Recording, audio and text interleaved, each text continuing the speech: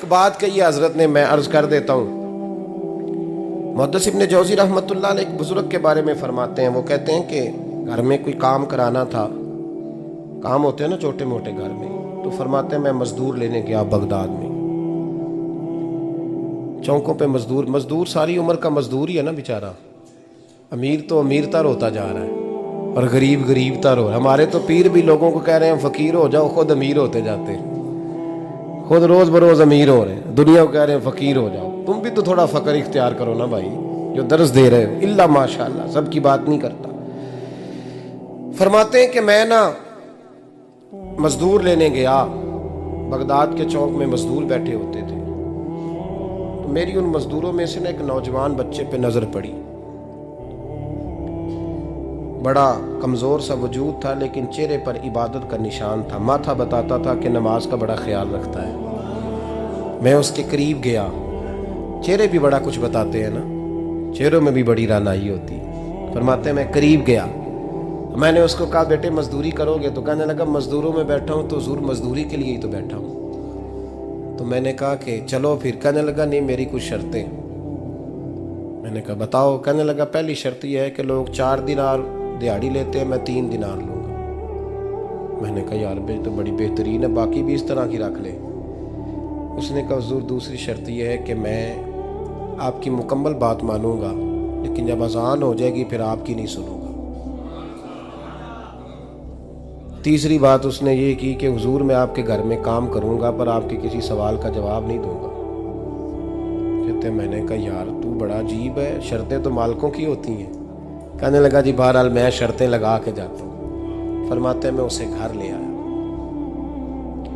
काम मैंने उसको बताया, तो जो काम मजदूर सारे दिन में करता है ना, उसने 2 घंटे में ही कर दिया। हमारे मजदूर सिगरेट पीने में भी तो आधा घंटा लगाते हैं, वो चाय पीने जाएं तो पौना घंटा वहाँ। उनको भी तो दयानतदारी करनी चाहिए कि नहीं करनी चाहिए? ने मुआहदा किया है ना जी, तो पूरा उतरना चाहिए ना। कहते 2 घंटे में। अब काम जब बंदा शुरू कराता है तो काम और निकल आता है। कहते काम मैंने उसको और बता दिया, वो करने लगा। उसने मिट्टी निकाल के रखी थी बाहर रास्ते में, तो अजान हो गई जोर की। उसने वहीं कुदाल छोड़ी कही और चलने लगा। तो मेरा बेटा कहने लगा इसको जरा बराबर कर दो। कहने लगा चुप कर जा, तेरे बाप से बात हुई थी, जब अजान होती है तो मैं किसी और की नहीं सुनता, सिर्फ अल्लाह रसूल की सुनता हूँ। कहते हो मस्जिद चला गया, नमाज पढ़ के आया तो दोपहर का वक्त था। मेरी बीबी कहने लगी इसको को खाना खा ले। कहते हमने कहा खाना खा लो, तो कहने लगा मैंने रोज़ा रखा हुआ, रमज़ान भी नहीं था, नफली रोज़ा रखा हुआ। फरमाते हैं शाम हुई, मैंने 3 दिनार दिए, तो मैंने कहा तेरा नाम क्या है? कहने लगा मैंने आपसे कहा था मैं किसी सवाल का जवाब नहीं दूंगा। कहते वो चला गया। अगले दिन मैं फिर लेने गया उसे, काम कुछ और निकल आए, तो लोगों ने बताया वो सिर्फ हफ्ते वाले दिन आता है। मैंने कहा क्यों? कहने लगे जी वो कहता है मेरा हफ्ते का खर्चा 3 दिनार है, जब 3 दिनार कमा लेता हूँ तो बाकी सारा टाइम अल्लाह रसूल की जिक्र में गुजार दिया करता हूँ। फरमाते हैं जी अगले हफ्ते मैं फिर लेने गया, मैंने पूरा हफ्ता इंतज़ार किया कि काम उसी से कराना है। मैं जब गया तो मैंने कहा चलो। कहने लगा मेरी शर्तें याद है ना? और मैंने कहा याद है भाई, साथ चल। फरमाते हैं काम कराया, 2-3 हफ्ते वो आता रहा। एक हफ्ते में गया तो लोगों ने कहा हुजूर आज नहीं आया। क्यों? कहने लगे बीमार हो गए। कहाँ घर है? कहने लगे बगदाद के कब्रिस्तान के पीछे जो कच्ची आबादी है उसमें रहता है। फरमाते मैं गया, दरवाजे पे दस्तक दी तो कहने लगा हुजूर आप हैं? दरवाज़ा खुला है, आ जाइए। फरमाते हैं मैं अंदर गया तो मैंने कहा तुम्हें कैसे पता चला मैं आया हूँ? कहने लगा हुजूर अल्लाह वाले हो, आप नहीं आना था, वरना अमीर तो गरीबों का पता लेने कोई नहीं आते। कहते मैं करीब गया तो कहने लगा मैं आपका इंतज़ार कर रहा था, तेज़ बुखार है, तप रहा। जेब से कुछ पैसे निकाले, कहने लगा ये पैसे रख लें। एक अंगूठी निकाली, कहने लगा हुजूर आज रात को मेरा इंतकाल हो जाएगा, इन पैसों का कफन खरीद के सुबह जनाजा पढ़ के मुझे दफन कर देना, और जब दफन करो तो ये अंगूठी लेके असर के बाद हारून रशीद के पास जाना। आप उसे कहना मैंने मिलना है, पर वो आपको टाइम नहीं देगा। आप उसको आवाज़ दीजिएगा कि तेरी एक अमानत है मेरे पास, फिर वो आपसे मिलेगा तो अंगूठी दे दें, फिर आप मेरी तरफ से फारिग हैं। हज़रत फरमाने लगे तेरा नाम? और कहने लगा हुजूर वक्त थोड़ा है,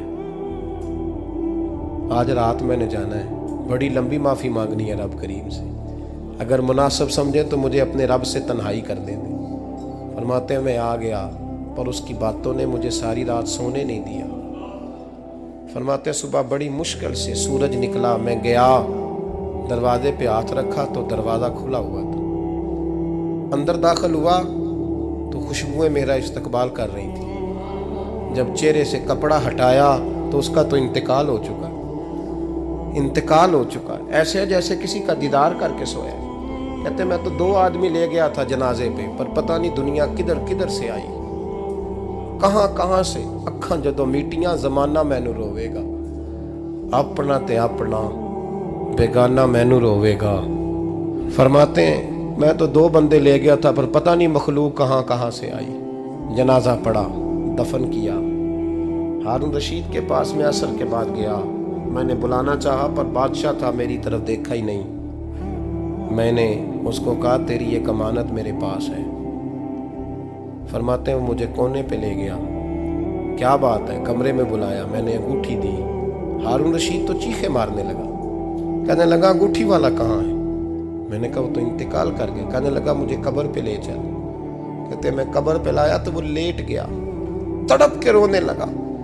मैंने कहा मेरा कलेजा फट जाएगा, ना उसने कुछ बताया ना तूने बताया, ये कौन था? तो हारून रशीद कहने लगा ये मेरा बेटा था। मैंने कहा तेरा बेटा और मजदूर? कहने लगा हुजूर ये हजरत दाऊद ताई के पास बैठा करता था, उनका मुरीद था, मुझे रोज कहता था अब्बा तूने बड़ी दुनिया इकट्ठी कर ली है, मरते वक्त तुझसे टांगे समेटी नहीं जाएंगी, इतना हिसाब नहीं तू दे सकेगा। मैं इसको समझा देता, इसकी अम्मा समझा देती।